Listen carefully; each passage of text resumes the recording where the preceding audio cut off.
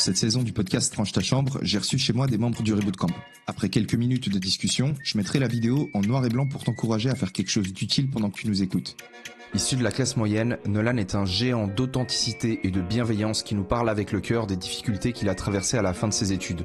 Depuis 2 ans, son business explose et aujourd'hui, on va découvrir ensemble son histoire. Je te laisse te présenter, poser un peu le contexte et sois pas humble mec, parce que je sais que t'es un mec super humble. T'as le droit de dire que t'as un énorme beau gosse, mec. Ok, mec, ok. Peut-être qu'on présente Hugo pour commencer. Ouais. Pourquoi il y a... Je te laisse le faire, mec, parce que c'est toi, mec. Très bien, c'est toi qui l'as ramené, mec. Ouais, c'est vrai, en plus. Bah écoute, Elio, déjà merci pour l'invitation. Franchement, c'est un honneur d'être ici et ça me fait vraiment plaisir. En ce qui concerne Hugo, du coup, pour l'anecdote, c'est que à la base, donc tu m'avais invité pour ce podcast pour partager mon expérience sur le reboot, sur ce que j'ai vécu, etc. Et déjà je t'en remercie. Et en fait avec Hugo on n'avait jamais eu l'occasion de se rencontrer et à chaque fois on voulait se capter, on se disait vas-y on essaie de se voir là et on n'arrivait jamais à concrétiser. Et là mec je lui dis mec je vais voir Elio en octobre, si tu veux viens on se capte et il était chaud en fait, genre il a fait ok let's go je prends le billet et puis voilà quoi, tout simplement. Donc c'est trop cool. Parce qu'en fait moi je vous ai les deux vus séparément et dans ma tête vous vous connaissiez déjà. Enfin vous vous connaissiez déjà IRL. Ok. Mais c'était la première fois du coup que vous voyez pour de vrai. Et c'est quoi vos premières impressions l'un de l'autre? Il est grand. Ouais mais toi aussi t'es grand mec. Toi tu mesures combien? Je sais pas, 1m86. Ouais, mais on dirait pas, hein, sur ta photo, sur ta facette, t'es bien habillé, généralement. Je pense que c'est les petits qui s'habillent mieux que les...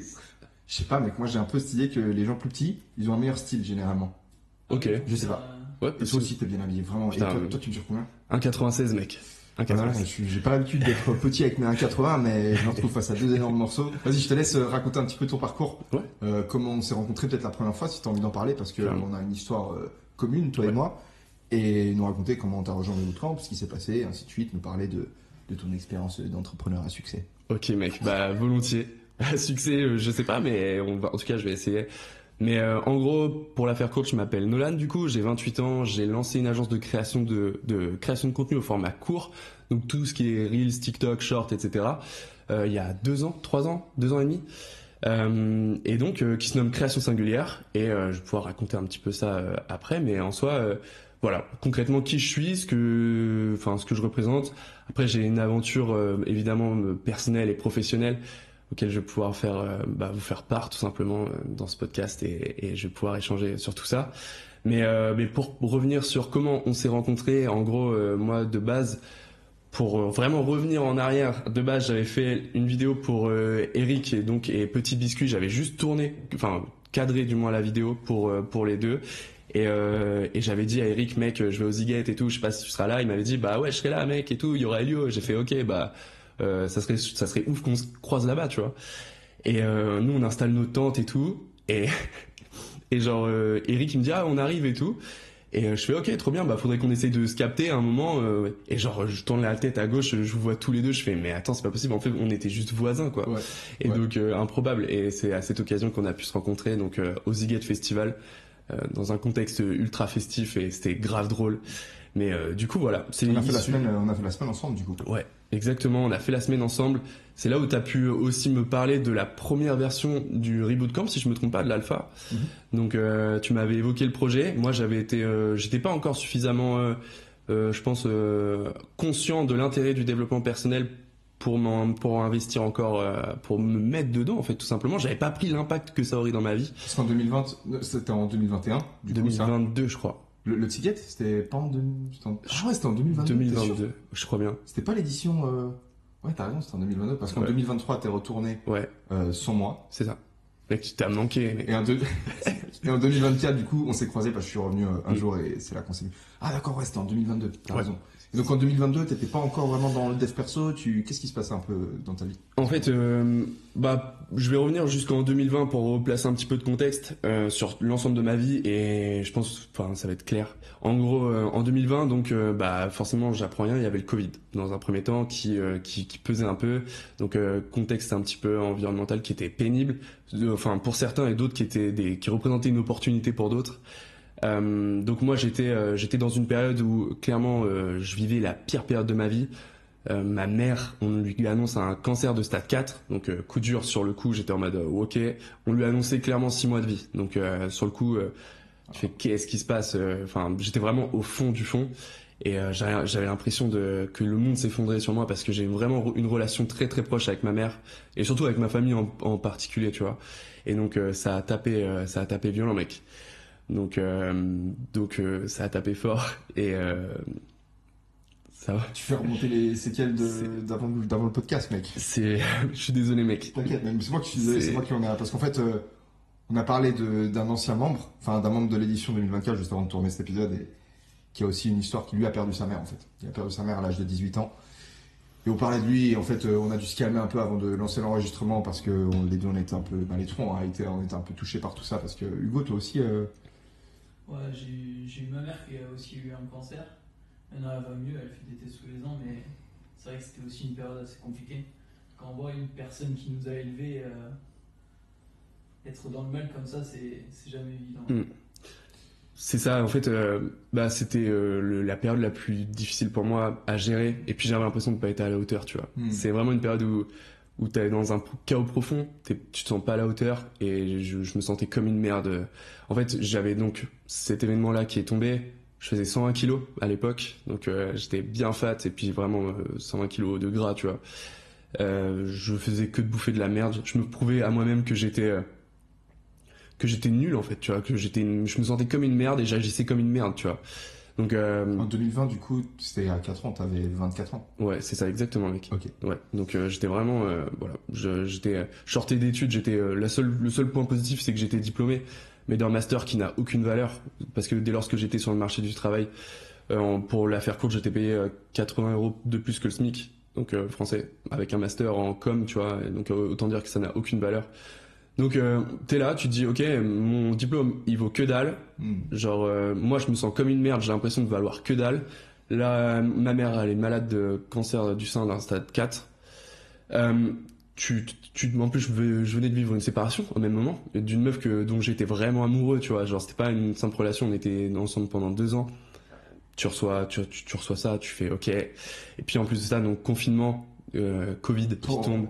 Tu fais genre t'es à 7 dans une maison de 85 mètres carrés. Tu es à 7 avec ta famille? Ouais, en fait j'avais nulle part où aller. 7, vous avez t'as combien? T'as 5 frères et sœurs? Non, en gros si tu veux ou 6, attends, je dis peut-être une bêtise, 6. En gros si tu veux, on était 4, il y avait mon beau-frère et mon beau-frère a toujours un fils. Et donc il venait régulièrement tu vois à la maison de ma sœur parce qu'en fait je vivais chez ma sœur, mec, parce que les banques quand t'as un cancer donc de stade 4 ne refusent de t'emprunter de l'argent, sachant que nous on venait de vendre la maison dans laquelle on vivait précédemment. Okay. Et entre temps au moment où on a vendu et au moment où justement on était en mode faut qu'on trouve une maison, ma mère on diagnostique un cancer. Elle te prête pas d'argent si c'est ça. OK. En tout cas t'as des emprunts qui sont beaucoup plus faibles. Des taux moins intéressants. C'est ça. Et donc c'est surtout la valeur de l'emprunt était très faible. OK. Tu vois, genre c'était surtout mec t'as pas de sous quoi. Genre et du coup ma mère a fait très bien, comment on fait? Ma sœur nous a gentiment accueillis parce que moi je vivais avant chez mon ex, pareil. Mais même moment séparation, tu vois. Ouais. Mais mec, chaos, genre le ciel nous tombe sur les épaules, tu vois. Putain. Sur la tête en tout cas. Et j'étais en mode où je vais, qu'est-ce que je fais? Est-ce que je dois sombrer? Enfin, tu sais, il y a toujours la solution de facilité où tu te dis je peux sombrer et je me renferme, je me fous enfin tu vois, je me mets dealer et où je fais, je sais pas, je vis au jour le jour, je dépense toutes mes thunes et je fais que de la merde, tu vois. Et t'es dans un mindset où moi j'étais dans un mindset où je me disais en gros je me disais clairement que j'allais jamais y arriver, j'allais jamais m'en sortir, que j'étais enfermé, j'avais beaucoup de croyances limitantes. On n'est pas, en plus ma famille c'est une famille modeste, on n'a rien d'incroyable ou de particulier, on est vraiment les gens lambda, la classe moyenne.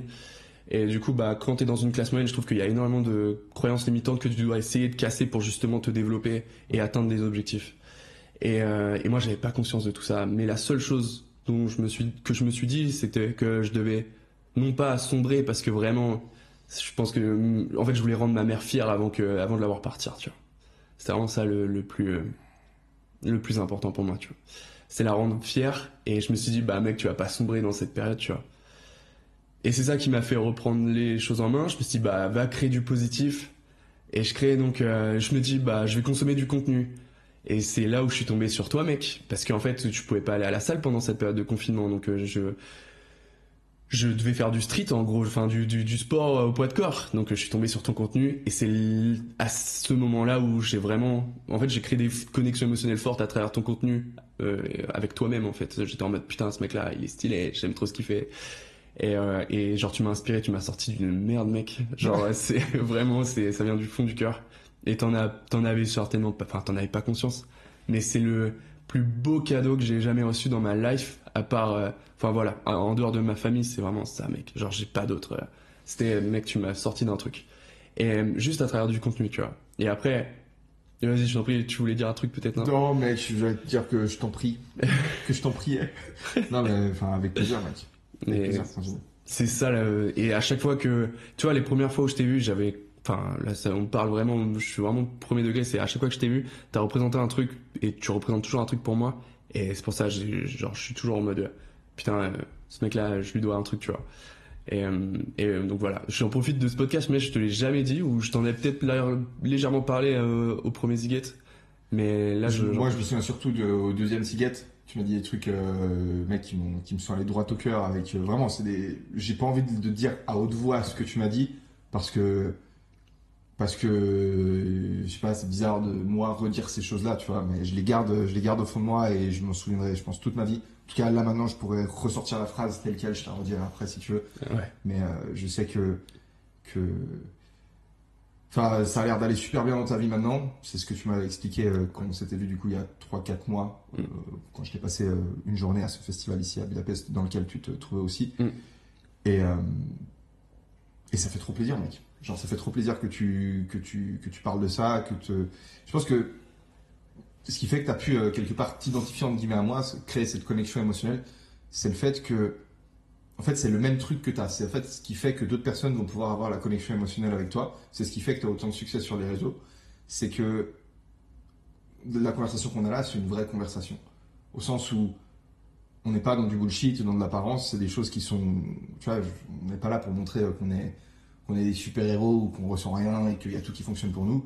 On parle comme les choses sont quelque part et on n'a pas de mal en fait à se mettre à nu. Et c'est une force quelque part que les autres gens savent respecter. Et je pense que c'est un peu ça le truc gros, parce que je me sens un petit peu, une partie de moi se sent un peu mal à l'aise, tu vois, en mode le mec il me sauce trop et tout. Je tiens à dire juste, je suis pas quelqu'un de particulier, je suis juste quelqu'un qui peut-être ait plus de facilité que d'autres à s'ouvrir. Et c'est vrai qu'on vit dans un monde où les gens ne s'ouvrent pas. Enfin, les gens s'ouvrent peu généralement, et sur Internet, on a tendance à toujours montrer le bon côté des choses. Donc dès qu'il y a quelqu'un qui s'ouvre, ben, cette personne elle sort un petit peu du lot et on se dit ah putain, mais en fait je suis pas le seul à vivre des situations de merde, c'est lui pour qui c'est le cas. Ouais. Je pense ça. Ouais, mais au-delà de ça, oui, alors moi je trouve que en fait tu as un contenu authentique à ton image et là-dessus ça connecte à fond, mais je pense aussi que mine de rien, tu as eu un niveau de succès et et tu vulgarises un petit peu ce niveau de succès-là dans le sens où tu expliques un peu la masculinité, la féminité, comment se développer physiquement, etc. Et genre c'est moi un contenu qui m'a servi de référence, si tu veux. C'est des éléments dont je n'avais pas conscience auparavant. Et c'est là-dessus, en gros, où moi ça m'a énormément aidé. Et mec, genre je peux comprendre à 100% que ça te mette mal à l'aise, tu vois. Mais en vrai c'est la vérité pure et dure, tu vois. Genre vraiment je peux pas le dire autrement. Genre là on appelle ma meuf, on lui dit ouais Nolan il pense quoi d'Elio, tu vois, genre c'est elle qui t'expliquera. Comment elle va ta copine d'ailleurs? Mec, ça va trop bien, ça va trop bien. Elle a changé de taf, elle fait ce qu'elle aime, elle est EduxP, donc elle s'occupe des enfants autistes. Okay. Et parfaite avec toi du coup. Elle s'entraîne de fou. C'est ce qui m'a fait. Comme ça, ma meuf elle te dit que je suis aussi un peu sur le spectre de l'autisme, si tu veux. Ah ouais. Ouais. Ok. Mais elle me dit ça pour plaisanter, ouais. Tu sais, on est un peu. Des fois, on est beaucoup dans nos têtes. Toi et moi, on se ressemble beaucoup. J'ai réalisé à plusieurs reprises. Au Ticket, si tu veux, par exemple, il y a plein de façons de faire. Tu vois, moi, j'ai des images de toi. Genre, on marche et il y a quelqu'un qui est en train de ramasser des bouteilles par terre. Tu vois, un des employés du festival qui est en train de nettoyer. Et toi, tu passes à côté et tu dois jeter une bouteille. Mais au lieu de jeter la bouteille juste dans son sac, tu ramasses aussi quelques bouteilles, tu l'aides et je vois ta copine qui te regarde avec en mode genre qu'est-ce que c'est ce mec trop perché, tu vois. Et à chaque fois que ta copine elle te regarde, il y a de l'amour dans son regard. Et c'est ce que j'arrêtais pas de dire à ma meuf, tu vois. À chaque fois que je la voyais te regarder, c'est trop beau. Les regards qu'elle a vers toi, te regarde comme ça, elle a les yeux qui brillent, c'est super mignon. Putain, bah mec, franchement trop cool. J'essaie d'entretenir ça aussi, tu vois. C'est tellement important pour moi, c'est une personne qui compte énormément, tu vois. Et j'essaie en fait, je l'entretiens à travers ma masculinité, tu vois. C'est vraiment dans une vision. En fait, j'essaie d'avoir une vision clairvoyante sur la façon dont je veux entretenir ma masculinité. Et ça passe par justement entreprendre des petites actions au quotidien, montrer que t'es là aussi pour gérer les situations. Et je crois qu'elle est ultra réceptive à ça parce qu'elle est très féminine, tu vois. Genre, elle est vraiment. C'est un peu ce que tu expliquais, ces notions-là de masculinité et de féminité, et je le ressens fois 1000 dans ma relation de couple, tu vois.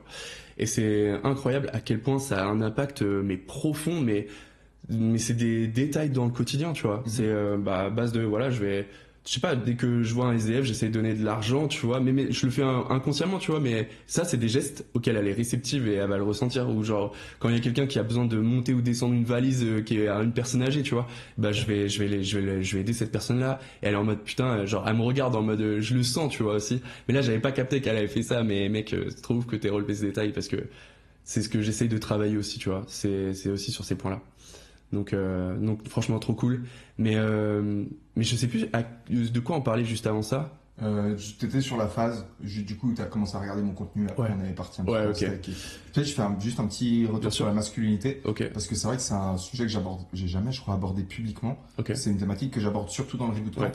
Et pour faire un très bref résumé, histoire que les gens sachent vite fait de quoi on parle, la masculinité, je vois ça comme un ensemble de caractéristiques. Et ces caractéristiques, elles peuvent être animées par un homme, mais aussi par une femme.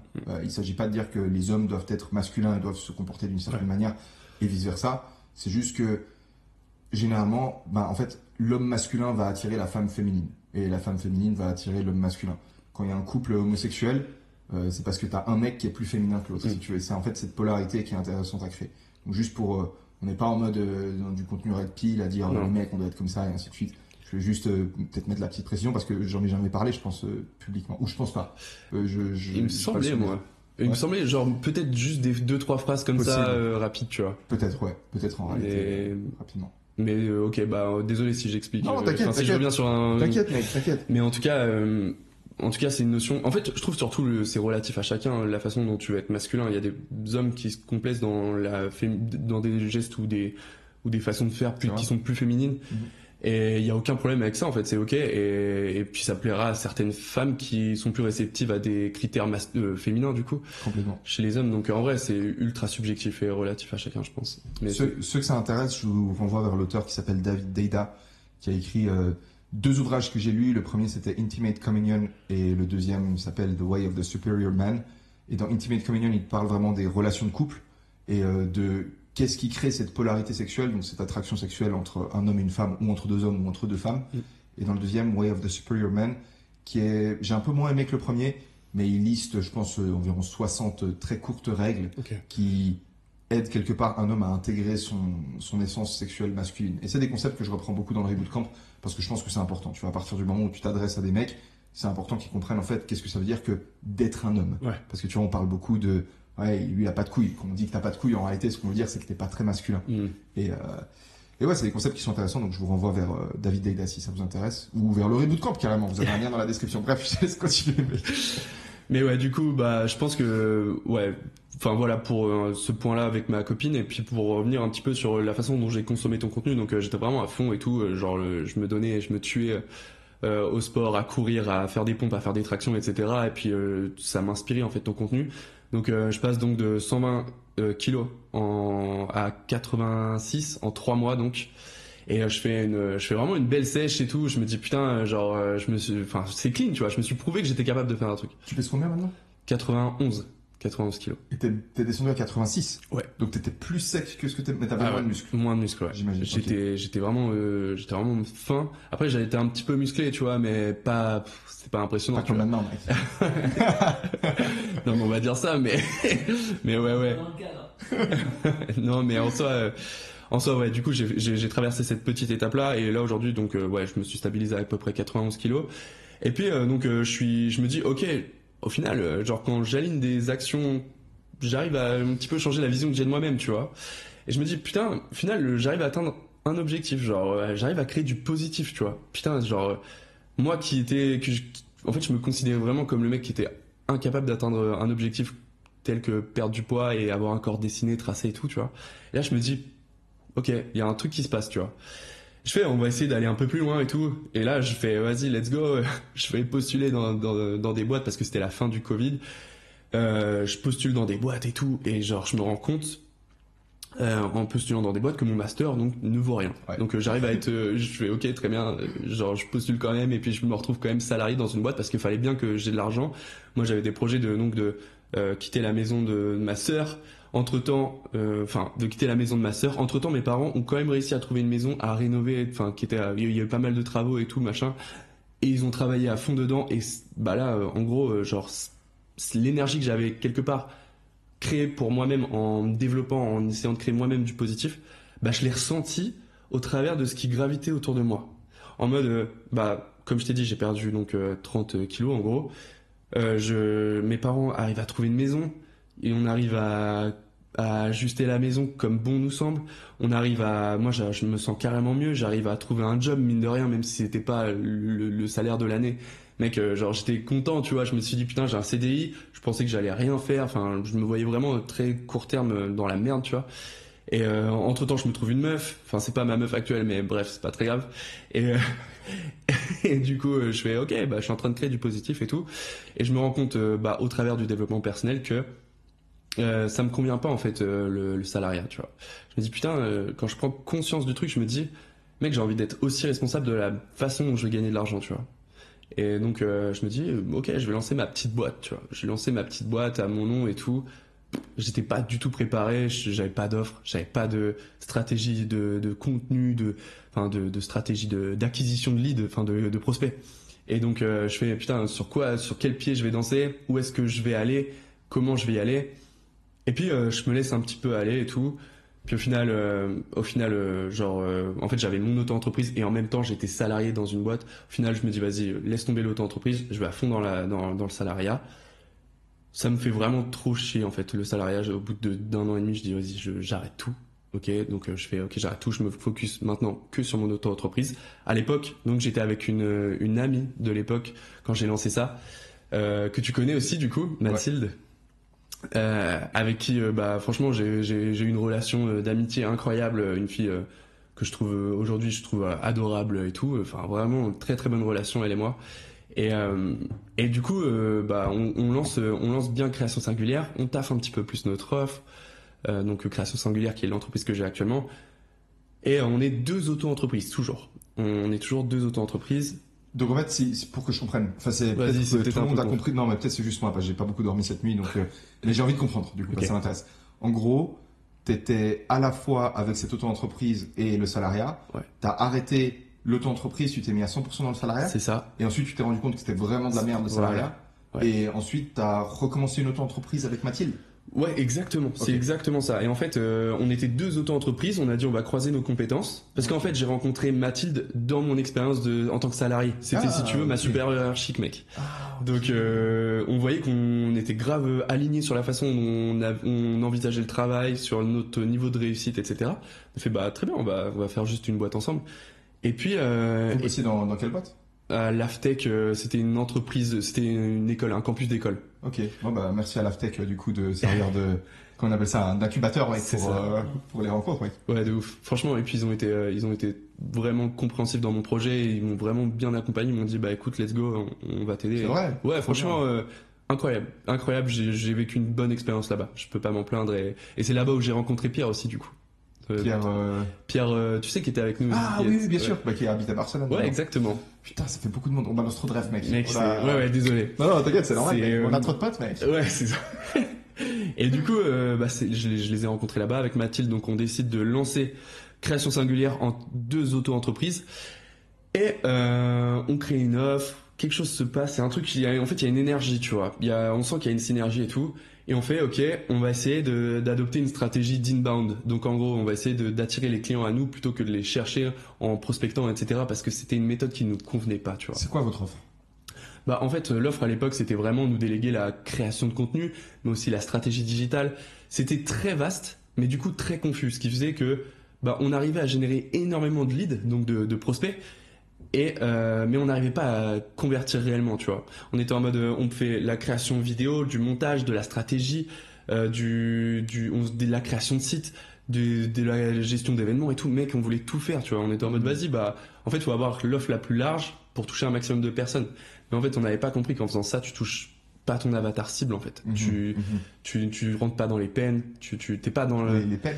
Bah dans le sens où en gros quand tu t'adresses à un avatar type, admettons tu t'adresses à je sais pas au mec qui a besoin de montage pour ce truc. Bah tu vas lui dire bah écoute, au lieu arrête de perdre du temps à faire du montage et le peine, genre la douleur. Voilà, la douleur exactement. Okay, c'est plutôt des douleurs de ton avatar, et nous on rentrait dans aucune douleur, donc dans nos discours de vente on n'était pas alignés et on s'était pas vraiment ajusté si tu veux. On était vraiment ouais on va faire ça, ouais ok on va tenter de faire ça, et puis au final rien n'était vraiment approfondi. Et puis mais on arrivait à tourner quand même, tu vois. On arrivait à tourner, à faire un peu de chiffres. On devait faire 2-3 000, c'était pas incroyable, tu vois, mais mec, genre je pensais pas faire 2-3 000, c'était toujours 500 € de plus que ce que je touchais à l'époque, tu vois, en tant que salarié. Donc je disais bon, c'est toujours intéressant. Et puis on continue en fait d'adopter cette stratégie d'inbound. On crée énormément de contenu au format court, donc le format vertical. On essaie d'en produire régulièrement, et on se rend compte que ça prend, mais c'est difficile, tu vois, genre c'est un peu délicat et tout. On fait ok, on arrive à avoir de la visibilité, mais c'est pas non plus la visibilité la plus incroyable possible. Et donc on arrive au reboot camp. Genre on arrive à la période du reboot camp, et là on se dit ok, on a un truc, comment on fait pour le faire davantage grandir? Et moi je dis vas-y, j'ai envie de faire un all-in sur moi, tu vois. J'ai envie de tout investir sur moi et de tout casser, tu vois. Et là toi tu me proposes donc de rejoindre ce reboot camp. Ça a tombé mec à merveille, et les gens mec merci encore. Et parce que en gros, pour le contexte, moi je savais que Nolan, t'avais cette petite entreprise que tu lançais, et je savais que tu faisais de la création de vidéos. J'ai toujours admiré ton mindset. T'as un mélange de détermination et de gentillesse que je trouve c'est hyper inspirant, et ça m'étonne pas que tu te sois séparé en bons termes, si tu veux, avec ton ancienne entreprise, parce que c'est ce que tu dégages en fait. On peut pas être vénère contre toi, c'est impossible. Et du coup, ce que je t'ai proposé, c'était pour la version Gamma du Reboot Camp en mai 2023 de rejoindre le programme. Je me suis dit, le mec il va rejoindre, je sais que ça va être quelqu'un de sérieux. Et c'est la seule fois où j'ai invité quelqu'un gratuitement dans mon programme. Et ce que je t'ai demandé en échange, c'est de faire une vidéo où tu partageais ton expérience. C'est ça. Et la raison pour laquelle normalement j'invite pas de gens gratuitement, c'est parce que j'ai peur qu'ils ne soient pas investis, vu qu'ils se disent en fait c'est gratuit, donc j'ai pas forcément besoin de me donner dedans. Ouais. Toi, je savais que ce serait pas le cas, je savais que ça se passerait bien avec les mecs de ton groupe. Bah mec, c'est ça, je voulais je voulais vraiment m'impliquer comme tout le monde, et puis mec tu m'avais dit non mec, tu fais la vidéo et ça sera tout bon, et c'était un putain de plaisir de la faire cette vidéo. Genre incroyable, c'était trop cool. D'ailleurs, tu m'avais demandé d'enlever des passages, je sais pas si tu te souviens. Ouais, parce qu'en fait, l'idée c'est il fait une vidéo pour parler de son expérience, mais ta vidéo en fait, elle me sauçait trop, tu vois. Elle disait trop que le programme était génial, et j'étais là mec, en vrai, si je poste cette vidéo ou si je partage cette vidéo, les gens ils vont penser que j'ai payé Nolan pour dire des trucs. Donc je lui ai dit, c'est quoi tous ces passages où tu dis des trucs stylés, retire, faut que ce soit moins stylé. C'est vrai mec, tu savais pas? Ouais, mec, personne sait ça, c'est une exclu pour le podcast. C'était trop drôle en vrai. Genre je me suis dit putain moi j'aurais limite joué dessus, j'aurais fait regarder ce qu'il dit et tout, tu vois. Et lui il fait non t'enlèves. Mais trop drôle. Et du coup du coup je participe à ce reboot camp. Mec, au-delà du fait que ça m'a permis de me développer sur plein de choses, ça m'a personnellement, je veux dire, à la fois avec les relations avec les femmes, avec la relation avec l'argent, avec la relation sur la vision de soi-même, etc. Moi, je suis en mode, mais je rejoins un groupe de mecs déterminés qui sont là pour tout casser, en sachant que j'étais déjà dans une énergie entrepreneuriale et de dev perso. Je fais putain, mais là, c'est une synergie qui se crée, tu vois.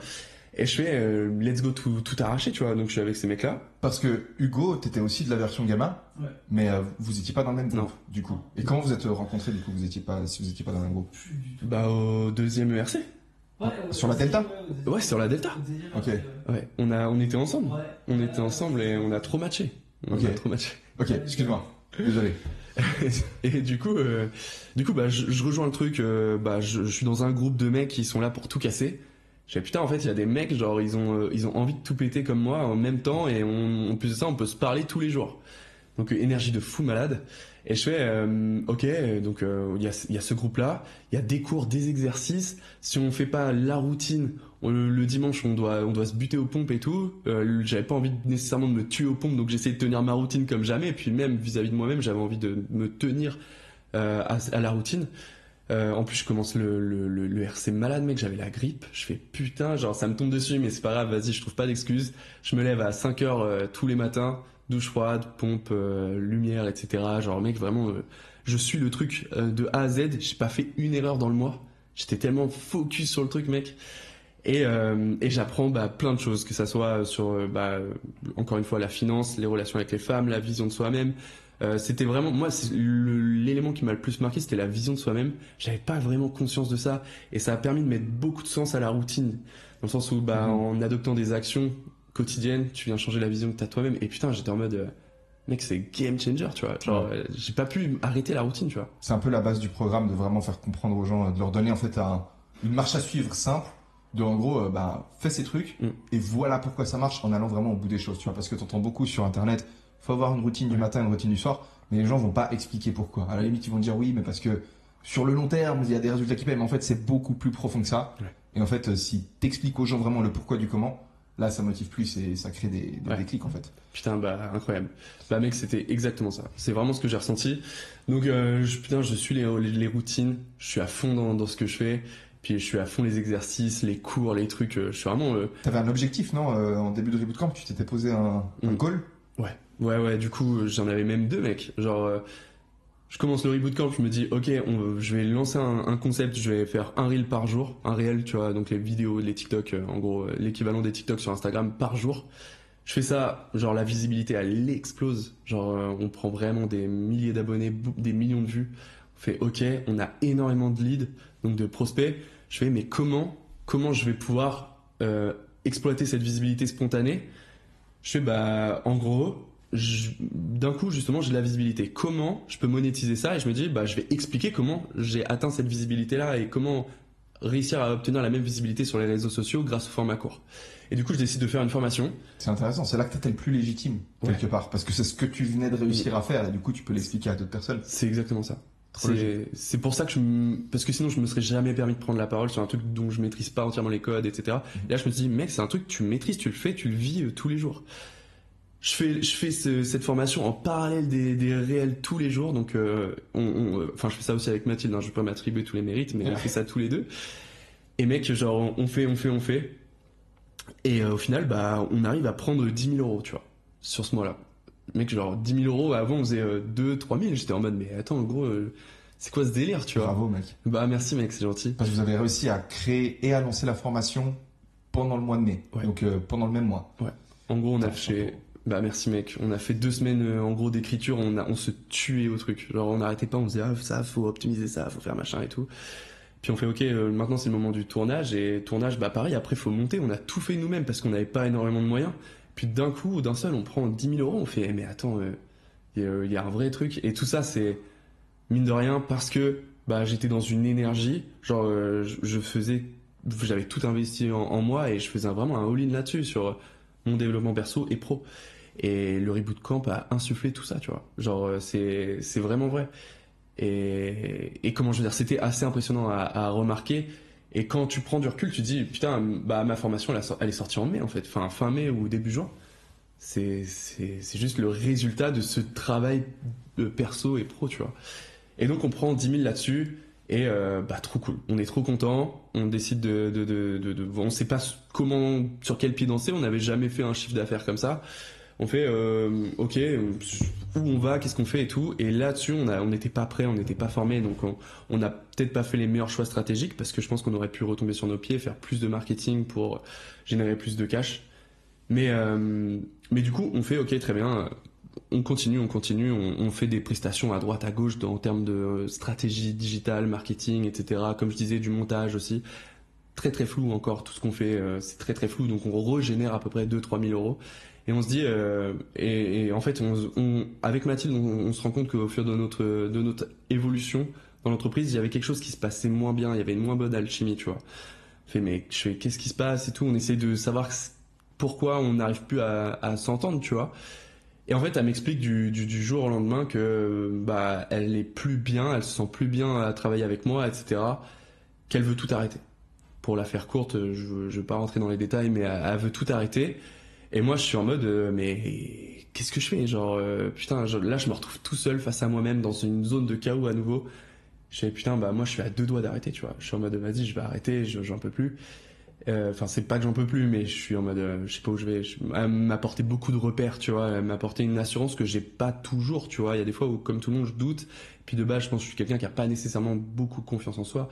Et justement, le RC m'a permis de travailler ça. Mais Mathilde m'a apporté, je sais pas, une épaule, enfin une sorte d'assurance supplémentaire. Entre-temps, pour revenir un tout petit peu en arrière, je rencontre ma copine actuelle, une fille incroyable, genre mec, best vie avec elle.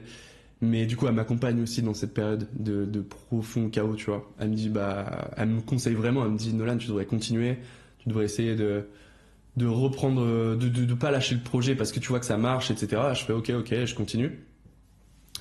Et la routine du RC, tu vois, m'a permis d'avoir énormément d'ordre. Et donc que j'avais acquis grâce au RC, en fait, toute la routine, tout ce qui était mindset, etc., ça m'a permis de me recentrer sur moi-même, de me dire, ok, refais les choses bien, réintègre une routine, reprends des repères, tu vois, qui te permettent de réajuster de l'ordre, de créer un contexte favorable à ton redéveloppement. Et là, je fais ok, donc je me remets à faire des douches froides, à faire des pompes machin et tout, à méditer. Et au final, mon esprit était beaucoup plus clair, tu vois, parce que j'étais vraiment dans cette zone de chaos et je décide non, ok, je vais refaire une routine. Je t'appelle, toi tu me dis mec, écoute-toi, genre tu me donnes des vrais conseils. Je sais pas si tu te souviens exactement ce que tu m'avais dit. Non. Mais mec, je t'avais. Je me souviens de l'appel, je me souviens de où j'étais Ouais. quand on s'est appelé. Je crois que j'allais m'entraîner. Ok. Ouais, exactement. Mais je me souviens plus de. Je me souviens que tu m'avais expliqué du coup que vous aviez arrêté de travailler ensemble avec Mathilde. Ouais. Mais le reste, je me souviens plus trop. Je crois que je t'avais un peu motivé. Enfin, Ouais. c'était un peu le but de l'appel, mais je me souviens plus exactement ce que je t'avais dit. En fait, tu m'avais dit écoute-toi, mais surtout genre mais tu m'avais remis un peu dans le droit chemin, tu vois. Tu m'avais remis dans un cadre qui concordait avec l'énergie que je voulais de remettre de l'ordre. Tu m'avais dit écoute, essaie de reprendre une vision claire, écoute-toi, qu'est-ce que tu veux, machin et tout. Et tu m'avais vraiment, c'était vraiment un travail de fond que tu m'avais incité à faire. Et en fait, genre, je termine l'appel, je dis à ma meuf, je dis mais je peux pas en fait. Faut que je continue en fait, genre c'est ce que je veux faire au final. Je me mentais à moi-même, je me dis ouais c'est parce que enfin elle est partie donc je vais plus pouvoir m'en sortir et tout. Et au final pas du tout. Au final j'ai repris mes routines, j'ai repris ma vision, focus sur mes objectifs et je recasse tout après. Genre je fais entre 3 et 5 000 euros de chiffre d'affaires, tu vois, le mois d'après, tu vois. Pareil le mois suivant je fais entre 3 et 5 000, 3 et 6 000 et puis je monte. Et donc on arrive fin 2023 et je fais je fais un bon chiffre, tu vois, alors que je suis tout seul, je pensais pas pouvoir réussir à atteindre ce niveau de succès à ce niveau-là. Et je continue jusqu'en début 2024. Début 2024, un ami d'enfance m'appelle, me dit ouais, tu cherches pas un setter closer. Donc un setter closer, c'est un mec qui vient envoyer des messages à tes abonnés et qui vient leur proposer tes services. Je dis bah écoute, je sais pas, viens, on essaye de faire un truc et tout. Donc c'est Paul. Et Paul, au final, m'a aidé sur tellement de points. Puis, pareil, je continue de scaler et tout. Donc, à développer l'activité de mon agence. Et au bout d'un moment, je continue de grossir. Malcolm, donc un autre ami d'enfance, me dit, mec, viens, on essaie d'aligner nos visions. C'est un mec avec qui j'avais envie de bosser depuis longtemps. Il me dit, viens, on essaie d'aligner nos visions et tout. Moi, je suis dans le cadrage, je suis sûr qu'on peut faire des trucs ultra quali et tout machin. Je fais let's go. Il nous rejoint l'aventure, on crée une agence, donc là une vraie agence, parce qu'avant on était 3 auto-entreprises, on crée une vraie agence, puis mec on arrive à faire des CA entre 10 et 15K et par mois, tu vois, et on est au début de l'agence, tu vois, officiellement, et là on en est à ça quoi, on en est à justement, on a refait un travail d'offre, là notre offre c'est vraiment création de contenu au format court, il y a 2 packs, donc un pack de 6, un pack de 12. On vient créer une stratégie d'ads et de contenu organique pour justement développer la visibilité des marques et tout de suite avoir des bons taux de conversion, générer des leads, etc. Beaucoup plus market fit, donc ça plaît beaucoup plus au marché que ce que je proposais avant avec Mathilde. On convertit beaucoup et puis là on est en train de scaler et on est en train de progresser. Et là l'objectif c'est de tout casser maintenant, passer des caps, avoir une... En fait, c'est vraiment atteindre des objectifs, mais c'est exactement ce que tu dis, c'est que atteindre des objectifs c'est bien, mais être dans le processus c'est mieux. C'est là où moi j'arrête pas de grandir. Genre en 4 ans, j'ai l'impression d'avoir pris 10 ans d'expérience, tu vois, genre sur même peut-être 15, sur trop d'aspects, parce que par l'atteinte des objectifs, t'apprends, enfin là j'ai appris à construire une offre, j'ai appris tous les systèmes de tunnel de vente, j'ai amélioré ma vision sur le contenu, j'essaie d'avoir une stratégie moyen long terme, chose que j'aurais jamais pu avoir avant. Et le mois d'avant n'avait même pas une vision de ce qu'il allait faire demain. Aujourd'hui, je suis en mode, je suis focus sur dans 10-15 ans, tu vois. Et je pense qu'à ça, j'essaie d'investir, mais que ça soit aussi bien en moi que financièrement. Et que ça touche. Et mec, genre, putain, c'est grâce à toute l'énergie du coup insufflée. Et vraiment, j'ai pas peur de le dire, mec, je peux pas biaiser mon discours. C'est parce que je sais que tu vas me dire, non mec, dis pas trop, dis pas trop. Mec, je vais pas biaiser mon discours, c'est vraiment vrai. Ça a été un bouleversement dans ma vie, ce truc. Et, enfin, ce RC et le contenu que t'as créé. Et vraiment, c'est grâce à tout ça. Et après, évidemment, tu as ouvert des portes. Moi, j'ai décidé de foncer. C'est pas non plus la recette magique où tu sais, tu vas dire, ouais, tu vas rejoindre ça, tu vas être direct, tu vas faire 10K par mois en un an. Non, mec, faut le vouloir. Faut faire un vrai travail sur soi. Mais toi, tu ouvres des portes et tu rends ça accessible et tu vulgarises, tu vois. Tu le rends accessible, en fait. Tout simplement, tu dis, bah là, faut faire ça. Enfin, tu dis pas faut faire ça, c'est juste, moi je pense que ça peut être intéressant de faire comme ça, mais t'ouvres aussi, tu vois, différentes options. Et mec, genre, c'est ça qu'il fallait, tu vois. C'est ça qu'il me fallait, en tout cas, pour moi, ça me correspondait à 100%. Et c'est ce qui m'a amené à avoir un certain niveau de succès, entre guillemets, tu vois, à ce niveau-là, en tout cas. Et puis même, enfin, moi je suis très content de ma vie actuellement. Je me suis jamais autant. En fait, ma vie, je la vois vraiment comme une sorte d'ascension constante. Je me dis, mais mec, tu voulais dire un truc? Ouais, je voulais dire, c'est horrible, mais tu vois le petit signe jaune C'est que ça là surchauffe. dessus, ça surchauffe. Donc Ah, faut qu'on putain. fasse une pause et que je mette la caméra dans le congélateur. Vraiment? Ouais, vraiment. Dans le congé. Ouais, pour qu'elle refroidisse plus vite, mec. Ok. Action. Putain, il est incroyable ce mec. Non, tout ça pour dire que, en gros, je vois ma vie comme une phase ascendante. J'essaye toujours d'être meilleur que la veille, même si ça paraît bateau. C'est vraiment l'énergie dans laquelle j'essaye d'être constamment, en fait. Et quand tu fais le constat, en fait, il y a des choses concrètes qui gravitent autour de moi et qui sont positives. Tout simplement parce que j'ai créé du positif. Moi, je pense vraiment qu'il y a un impact et il y a quelque chose de concret dans la loi de l'attraction, enfin, la loi de l'attraction, dans le sens où, en créant mon positif, j'ai vraiment eu énormément de positifs qui gravitent. Et ça commence entre autres par le fait que aujourd'hui j'ai une agence qui se porte bien. J'essaie toujours enfin voilà, j'ai un mindset qui est absolument différent. J'ai amélioré la vision que j'ai de moi-même. J'ai une copine incroyable avec qui j'espère pouvoir faire ma vie. Et puis enfin, voilà, j'ai mon appartement, j'ai une situation stable. Et puis surtout, genre ma mère est considérée par les médecins comme miraculeuse parce que mec, genre ils lui ont son cancer de stade 4, ils comprennent pas pourquoi. Mais enfin miraculé plutôt, je voulais dire pour revenir sur le mot de tout à l'heure. Mais ils comprennent pas pourquoi. Mais quand en théorie t'es en stade 4, t'es censé, et surtout quand on t'annonce 6 mois, t'es censé être mort rapidement quoi. Et mec, genre là aujourd'hui, elle est toujours en vie, elle est en rémission et Rémission, ça veut dire quoi? elle est en phase de guérison. Ok. Donc elle est pas guérie, mais elle est en phase de guérison et c'est des mots qu'on n'aurait jamais pu prononcer à la base, tu vois. Mec, mais je sais pas s'il y avait une étoile, je sais pas s'il y a mais je sais pas, il y a une énergie ultra positive qui s'est créée sur tous les points. Entre-temps, il y a eu la naissance de mon neveu en plus, donc un petit que j'adore, c'est tout pour moi ce mon neveu, tu vois. Et putain, moi je suis très famille aussi, je pense que vous l'aurez compris, mais putain, genre tout ça pour dire que je sais pas si c'est lié, mais en tout cas c'est dans l'histoire, c'est dans mon histoire. Et on part d'un truc, d'un constat, un 2020 qui est ultra chaotique, ultra négatif, à un résultat que j'aurais jamais pu espérer. Et c'est ce qui me pousse à viser toujours plus haut, tu vois. Je me dis, je vais atteindre des niveaux de succès que j'aurais jamais pu penser atteindre et je me refuse plus de rêver, en fait, tu vois. C'est vraiment en me disant, mec, genre, c'est vraiment en me disant que, en considérant que j'étais capable, que j'ai pu l'être, tu vois. C'est pour ça que c'est important de jamais arrêter. Mm. L'idée, enfin, moi j'ai l'impression qu'en tout cas, en ce qui me concerne, le plus dur, c'est des fois de réussir à faire preuve de gratitude, comme tu arrives à le faire, c'est-à-dire de regarder ta situation et de reconnaître que tu as une belle relation, que tu as des choses qui vont bien dans ta vie, et à réussir à voir le positif, parce que du négatif, il y en a toujours. Seulement que si tu attires ton attention sur le positif, au final, ton expérience de vie est plus belle. Donc, tu rayonnes quelque chose aussi, quelque chose de différent. Et donc, tu vas t'attirer des situations positives. Parce qu'on aime bien être entouré de gens positifs, tu vois, ça donne envie. C'est pas pour rien qu'il y a des potes à toi qui viennent et qui disent ouais, Nolan, je suis chaud à te rejoindre dans ton aventure. C'est parce que tu dégages un truc d'un mec positif et donc on a envie d'être avec ça. Tu comprends? Ouais. Et ce sur quoi je voulais rebondir surtout, c'est le fait que continuer d'avancer, c'est le plus important parce que tu continues en fait à te prouver que tu es dans ce truc-là. Et c'est pas une question de oui, je serai seulement heureux quand j'aurai un jet privé ou quand j'aurai un yacht ou ainsi de suite. C'est juste que tu as besoin d'avancer. Parce que si tu t'arrêtes, et il y a plein de gens qui le font, quand ça commence à bien fonctionner, bah, ils se relâchent, ils arrêtent de faire les choses importantes. Et ensuite, ils se retrouvent à nouveau en bas. Et ensuite, seulement quand ils sont en bas, ça les motive à repartir vers le haut. Et en fait, ils n'arrêtent pas de faire ça. Et le goal, en fait, c'est jamais lâcher le truc. Donc, on continue, tu vois. Et ça fait plaisir, mec. Du coup, je te félicite pour tout ce que tu as fait. Merci, mec. Trop cool. Franchement, incroyable. Mais ouais, c'est bête d'aventure, bête de vie. Franchement, ça donne du sens à ma vie, tout ça. Et non, mais vraiment, c'est vrai. Avant, je savais pas. Je pense que vraiment, le fait d'être dans un parcours, dans une situation chaotique, c'est que t'as pas de sens, t'as pas de direction.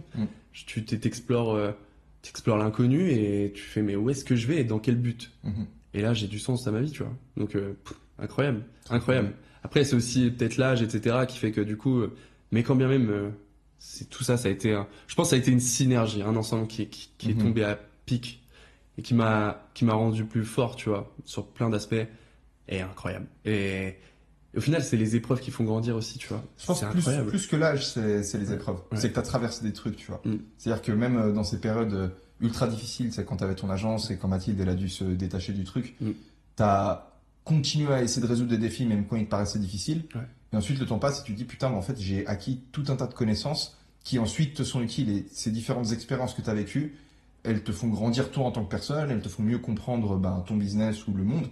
Et en fait, c'est ça qui te fait avancer. Parce que un mec, il peut avoir 28 ans, mais il peut toujours avoir le mental d'un mec de 16 ans s'il passe son temps à ne rien faire, en fait. Il y a beaucoup de gens, tu vois, qui osent pas avancer, qui osent pas se planter. Ils sont perdus, ils savent pas exactement où aller. Et du coup, ils se disent, je vais rien faire. Et en fait, aucun jugement là-dessus, hein, mais ensuite, faut pas te plaindre d'avoir l'impression de stagner. Quelque part, c'est pas le temps qui arrange les choses, c'est les actions que tu entreprends dans le temps qui passe. Ouais. Et c'est ce que tu as fait, en fait. T'as pas arrêté d'agir, t'as pas arrêté de bouger, ce qui fait qu'aujourd'hui, t'es là-dedans. Donc, mec, encore bravo. Tu veux enchaîner sur un dernier truc ou on part avec l'individu qui... Moi, je pense que j'ai hâte d'écouter ce que Hugo va nous raconter, en vrai. Je pense que j'ai fait le tour, en vrai. Franchement, un vrai plaisir. C'était un putain de moment.